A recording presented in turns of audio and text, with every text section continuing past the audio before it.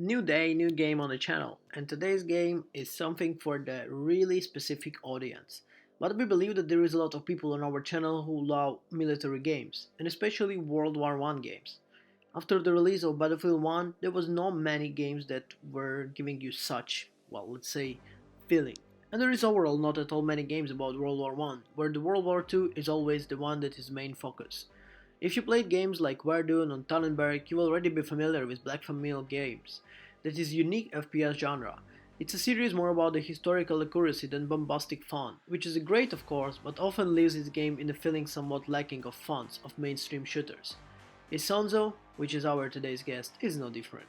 Presenting a no-frills war, that game sets an Italia front between 1915 and 1917.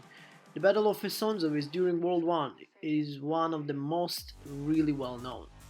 It's still an FPS bolt action rifle in the rules of the deaths and day that comes fast, but Isonzo is anything but the retarded at the same ground. Gone through the four-man platoons of Verdun and Tannenberg. Instead, the Isonzos deploy more controversial system. There are 6 classes in the game, and you unlock their upgrades by playing them, rather than spending career points like before.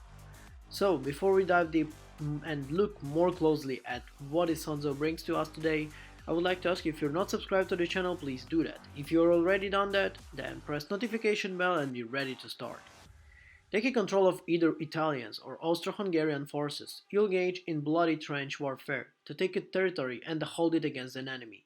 As with other titles in the series, Isonzo takes war seriously. While it's perfectly possible to make and doing a run through the enemy fire and reach cover and sense, or pop up behind a waist-high wall and burst an opponent's head in my fire, you wouldn't be doing it very often, and it won't feel like something in a Call of Duty, let's say. When you do, bullets act like bullets here mostly. The other thing I would like to say, that the game really feels specific. This is a slow-paced gameplay type of game. Bullet acts like bullets, they just fly, and you're not gonna spray it. Previously, in the game, the officers had an aura and artillery call that all determined by platoon type.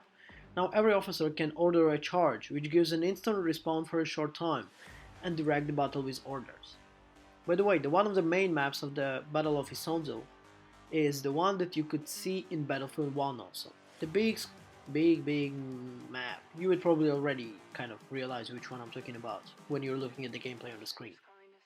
After the Markov area, you get them up with the large flare gun, which looks really dramatic in action and is really disconnecting if it not choose from.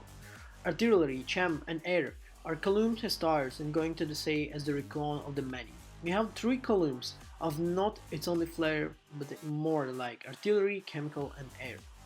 You don't need to unlock a class or platoon either, they're just there, you only have to wait for ability to call down and pass. Luckily, the better your team is doing, the faster it passes. A lower level always unlocks and faster than higher, so you have to wait in the values of the patience, versus the immediate to need to drop mortars on defense strong point. And the effects are kind of massive. With artillery baggages that can pulverize entire squad and gas clouds that linger up to the 2 minutes. I love it, it's a great change, and it's on one of those that really shines when playing Isonzo with the human players. Unfortunately, the beta period was mostly played with the bots, but since the release the game was full with a lot of players, and it's actually super popular right now on Steam. While Blackmail Games has taken the points to recreate battlefields, weaponry, uniforms and tactics, Realism takes a hit in the other areas. There is no friendly fire for resistance, and the only one phase for the uniforms per class until you begin to level up, meaning you'll see large squads of identical soldiers trooping towards you. It's nice to hear soldiers speaking their native language, which adds more authenticity. And it can be difficult to appear touches like this, when you're bleeding out of the sandbag wall. Likewise, the having a realistic gun can be something like a pace killer. Most of those classes were very similar, and do so the weapons. Playing as the marksman with the sniper rifle is a great choice of the change of the pace, and was the class that's really one of the most taken one. It's really hard to take the sniper one in here. Isonzo is a very niche title, to be honest, still as the Merdon going away from the classics of what the previous games were from Blackmail. The game is great, and I would really suggest you to try it at least, with your friends. When you're just gonna go and play it maybe like more arcadish squad type of game. It's somewhere in the middle between a Call of Duty, I would say not even Call of Duty, Battlefield I would say. Yeah, Battlefield and Squad, and it's somewhere in the middle. a bit arcadish, but at the same time a bit more tactical, but at the same time it's super unique. So, a 10 out of 10 for the Isonzo, because of how great and how well loved it made. Thank you everyone for watching and I'll see you next one.